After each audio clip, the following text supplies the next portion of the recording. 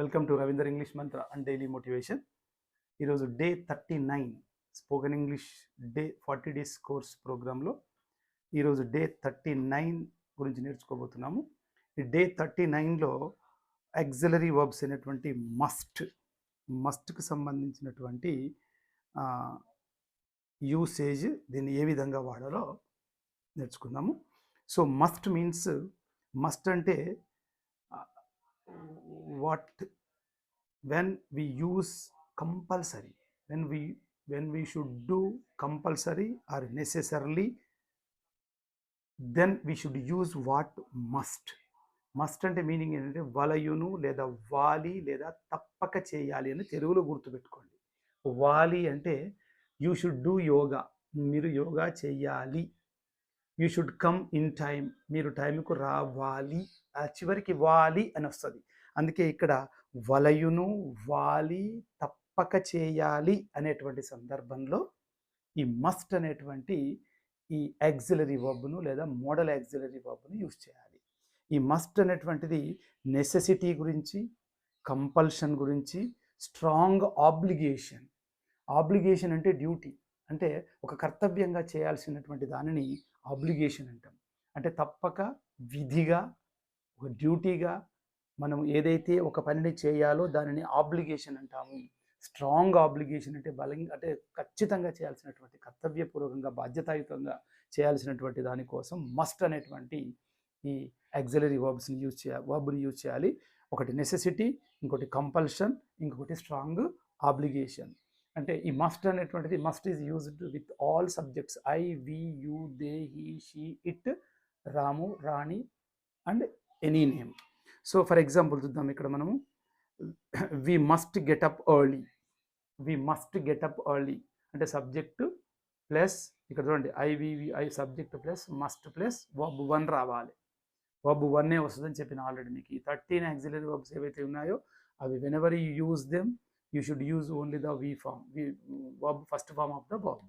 So here you can see we must get up early అంటే అర్థం ఏంటి అంటే మనము తొందరగా లేవాలి, లేవవలయును, తప్పక లేవాలి అని చెప్పడానికి ఈ మస్ట్ అనేటువంటి దాన్ని యూజ్ చేస్తాము. అదేవిధంగా యూ మస్ట్ డూ యోగా, మీరు తప్పక యోగా చేయాలి, చేయవలయును, తప్పక చేయాలి అని అర్థం. That is your obligation, that is your duty, that is your necessity అని అర్థం. లేదా దట్ ఈజ్ కంపల్సరీ అనేటువంటి ఈ 3 కాంటెక్స్ట్లలో మనం మస్ట్ అనేటువంటి దాన్ని యూజ్ చేయాలి. వి మస్టింట్ అంటే మజింట్ కూడా అనుకోవచ్చు షార్ట్ ఫామ్లో. వి మస్టింట్ అంటే mustn't tell lies, we must not tell lies, మనము అబద్ధాలు చెప్పకూడదు. అంటే ఒక పనిని కర్తవ్యపూర్వకంగా ఆబ్లిగేషన్గా చెయ్యాలి అంటే మస్ట్ వాడాలి, చెయ్యకూడదు అంటే మస్ట్ నాట్ వాడాలి. దాన్ని మజింట్ అని కూడా షార్ట్ అండ్ ఫామ్లో వాడతాము. సో మీకు అర్థమైంది కదా. మస్ట్ అంటే మీనింగ్ ఏంటి అంటే ఒక పనిని ఆబ్లిగేషన్గా, నెసెసిటీగా, లేకపోతే కంపల్సరీగా అంటే కంపల్షన్గా చేయవలసిన అవసరం వచ్చినప్పుడు whenever one action should be when action we have to do what necessarily, compulsorily or with strong obligation, we should use what must should be used. Next one is ought to. This is another auxiliary verb, OUGHTTO, ought to అన్నా కూడా దాదాపు same అర్థం అండి. వలయును, వాలి, should, must, ought to, ఈ 3 కూడా ఒకటే అర్థాన్ని ఇస్తాయి. కాకపోతే డిఫరెంట్ కాంటెక్స్ట్లో స్లైట్ వేరియేషన్ తోటి షుడ్ను, మస్ట్ను, ఆట్ను వాడాల్సి ఉంటుంది. ఓకే, షుడ్ కొంచెం లెస్ అంటే లెస్ నెసెసిటీ అయినప్పుడు మస్ట్ ఇంకాస్త ఎక్కువ అవుతుంది. దానికంటే ought to అనేటువంటిది ఇంకొంచెం ఇది డిఫరెంట్గా వాడతాం. ఇది మస్ట్ని స్ట్రాంగ్ మనం ఏదైతే మనం మస్ట్ను వాడామో దాన్ని స్ట్రాంగ్ ఆబ్లిగేషన్స్కు, నెసెసిటీకి, అదేవిధంగా కంపల్షన్కు వాడాము. ఇక్కడికి వచ్చేసరికి ఇది మోరల్ ఆబ్లిగేషన్స్కు వాడతాం. ought to అనేదాన్ని చూడండి. ఇక్కడ ought to వలయును అంటే దీన్ని వలయును లేదా వాలి. I, we, you, they, he, she, it, మళ్ళీ సేమ్ అదేవండి. ఆల్ సబ్జెక్ట్స్ కూడా ప్లస్ తర్వాత ought to వచ్చి నెక్స్ట్ verb 1 వాడాలి, V1 వాడాలి. ఇక్కడది usage of the ought to. Ought to ఎలా వాడాలి? Ought to is used to tell about what moral obligations. Moral obligations అంటే అర్థం ఏంటంటే నైతికంగా, అంటే తప్పక మనము మన మన విధి, మన డ్యూటీ, దాన్ని మోరల్ ఆబ్లిగేషన్ అంటాం అన్నట్టు. ఆ మోరల్ ఆబ్లిగేషన్ చెప్పడానికి డిజైరబిలిటీ. డిజైరబిలిటీ అంటే డిజైర్ అంటే కోరిక, అంటే ఖచ్చితంగా మనం చేయాల్సినటువంటి అవసరం ఉన్నప్పుడు, డ్యూటీ కర్తవ్యంగా చేయాల్సిన అవసరం వచ్చినప్పుడు, ఈ మూడు సందర్భాల్లో in these three contexts we should use ought to. Okay, subject plus ought to plus verb one వస్తుంది. ఇక్కడ మీరు ఎగ్జాంపుల్ చూడొచ్చు. We ought to we ought to help we ought to help the poor. We ought to help the poor, P O O R, poor అంటే పేదవాళ్ళు, అంటే మనము పేదలకు సహాయం చేయాలి. That is our moral obligation. Those who are in need, we ought to help them. We ought to help the poor, పేదవాళ్లకు మనం సహాయం చేయాలి. అది ఒక మోరల్ అబ్లిగేషన్, ఒక నైతికమైనటువంటి బాధ్యత మనది. That is our moral obligation or moral duty అని అర్థం. Next, we ought to respect elders, అంటే మనం పెద్దలను గౌరవించాలి. This is also moral obligation. ఇది ఖచ్చితంగా పిల్లలకు మనం నేర్పాల్సినటువంటి అవసరం ఉంటుంది కాబట్టి this is moral obligation. Moral obligation అంటే నైతికంగా, నీతివంతంగా, అంటే ఒక ఖచ్చితంగా చేయాల్సినటువంటి బాధ్యత, అదొక కర్తవ్యంగా చేయాలి కాబట్టి ఆట్ టు అనేటువంటిది యూజ్ చేయాలి. Ought to respect elders.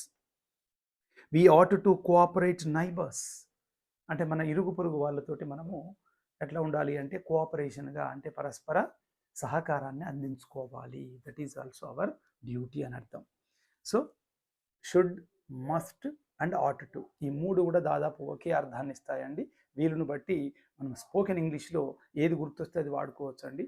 Should, must అనేటువంటిది ఎక్కువ ఫ్రీక్వెంట్గా యూజ్ చేస్తాము. ఆట్ టు అనేటువంటిది చాలా రేర్గా వాడతాము. ఇది ఇలాంటి మోరల్ ఆబ్లిగేషన్ వచ్చినప్పుడు దీన్ని వాడండి. మిగతా సందర్భంలో షుడ్ కానీ మస్ట్ కానీ వాడండి. ఎక్కువ నెసెసిటీ ఉంటే మస్ట్ వాడండి, తక్కువ నెసెసిటీ ఉంటే షుడ్ వాడండి. ఒకవేళ ఏది గుర్తొస్తే అది వాడండి, తప్పేం లేదు. Next one is used to. Used to, used to అనేటువంటిది next auxiliary verb, next modal auxiliary verb. Used to, it is used to tell about an action which was done as the past habit, which we did as the past habit. But used to is used to tell about the past habitual action. Past habitual action అంటే గతంలో మనం ఒక పనిని అలవాటుగా చేసినట్లయితే దానిని గురించి చెప్పడానికి యూజ్డ్ టు అనేటువంటిది వాడాలి. అంటే ఇక్కడ చూడండి, అన్ని సబ్జెక్టులకు కూడా యూజ్డ్ టూనే వస్తుంది. తర్వాత వర్బ్ వన్ వస్తుంది, 2 + V1, 2 తర్వాత వర్బ్ వన్నే వస్తుంది. అంటే he used to smoke cigarettes, అతడు సిగరెట్లు తాగేవాడు, అంటే that is his habit in the past. It means now he is not smoking cigarettes. That means ఒకప్పుడు వాడు సిగరెట్లు అతడు రోజుకు 10 డబ్బాల సిగరెట్లు తాగేవాడు, అంటే దాని అర్థం ఏంటి? Now he is not smoking cigarettes అని అర్థం. ఇక్కడ ఎగ్జాంపుల్ చూసినట్లయితే మీరు, అంటే ఇది పాస్ట్ హ్యాబిచువల్ యాక్షన్ చెప్పడానికి వాడతాము. పాస్ట్ హ్యాబిచువల్ యాక్షన్ చెప్పాను కదా, పాస్ట్ అంటే గతంలో ఏదైతే హ్యాబిట్గా చేస్తామో అలాంటి వాటిని. ఎగ్జాంపుల్ చూడండి, he used to teach 10 periods. He used to teach, verb one వచ్చింది చూడండి. He used to teach 10 periods a day అని రాసుకున్నా పర్వాలేదు. అక్కడ రోజుకు 10 పీరియడ్లు టీచ్ చేసేవాడు, బోధించేవాడు. ఎప్పుడు? వన్స్ అపాన్ టైం, అంటే ఇన్ ద పాస్ట్, అంటే గతంలో అతడు చేసినటువంటి పని, అది అలవాటుగా అలా చేసేవాడు. But it means now he is not taking 10 periods. దాని అర్థం ఇప్పుడు 10 పీరియడ్లు తీసుకోవట్లేడు అని అర్థం. ఒకప్పుడు తీసుకునేవాడు, ఇప్పుడు తీసుకోవట్లేడు. అందుకే ఇది పాస్ట్ హ్యాబిచువల్ యాక్షన్ అంటాము. Next, she used to live in Hyderabad. ఆమె హైదరాబాదులో నివసిస్తూ ఉండేది.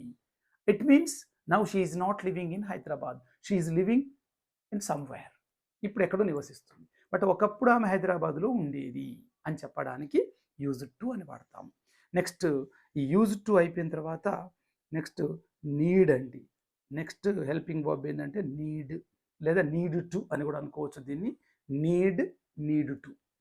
నీడ్ అంటే కావలసి ఉండుట, అవసరం ఏర్పడుట. ఏదైనా మనకు ఒక అవసరం ఏర్పడినప్పుడు నీడ్ అంటాం. ఇక్కడ ఆల్ సబ్జెక్ట్స్‌కు అది వీటి తర్వాత నీడ్ వస్తది. తర్వాత టు ప్లస్ వి1 యూజ్ చేస్తాము. I need to go there అంటే నేను అక్కడికి పోవలసిన అవసరం ఉంది. నేను అక్కడికి పోవాల్సి ఉంది అని అర్థం ఇక్కడ నీడ్ అంటే. తర్వాత దీన్ని నెగెటివ్‌లో చెప్పినట్లయితే do you need my help? అంటే నీకు నా అవసరం ఉందా? Do you need my help? నీకు నా అవసరం ఉందా? ఈ విధంగా నీడ్‌ని మనము అదేవిధంగా నెక్స్ట్ హెల్పింగ్ వర్బ్ ఏంటంటే నెక్స్ట్ మోడల్ యాక్సిలరీ వర్బ్ ఏంటిదంటే డేర్. డిఏఆర్ఈ డేర్. ఈ డేర్ అంటే మీనింగ్ ఏంటంటే యాక్చువల్లీ ఇది మెయిన్ వర్బ్ కూడా అవుతుంది. ఇంతకుముందు నీడ్ అని చెప్పాను కదా, ఆ నీడ్ కూడా మెయిన్ వర్బ్ కూడా అవుతుంది. మళ్ళీ నీడ్, నీడెడ్, నీడింగ్ అట్లా అవుతుంది. మళ్ళీ ఇక్కడికి వచ్చేసరికి auxiliary verb అయింది. In the same way, dare also becomes main verb as well as auxiliary verb. Here it should be treated as auxiliary verb or modal auxiliary verb. Dare అంటే ధైర్యం చేయడము లేదా తెగించడము లేదా సాహసించటము అని అర్థం. ఇక్కడ చూడండి, ఇక్కడ how dare you take to me, how dare you to talk to me అంటే నాతో మాట్లాడడానికి నీకు ఎంత ధైర్యం. ఆ విధంగా అనడానికి ఈ డేర్ అనేటువంటి దాన్ని మనం యూజ్ చేస్తాం. ఈ dare not to take such a step అంటే అలాంటి నిర్ణయం తీసుకోవడానికి, స్టెప్ తీసుకోవడానికి అతడు ధైర్యం చేయలేకపోతున్నాడు, సాహసం చేయలేకపోతున్నాడు అని అర్థం. So with this we have completed all 24 auxiliary verbs or helping verbs which we are using in conversation, reading and writing. If you learn all these 24 helping verbs or auxiliary verbs, you can speak English fluently and without hesitation. Okay, almost all 90% of English depends upon by using only these 24 helping verbs only. If you learn all these 24 helping verbs perfectly and what are the uses of these 24 helping verbs, you can speak at anywhere, any situation. It is truth. Definitely you can speak in English. So for that you have to do what?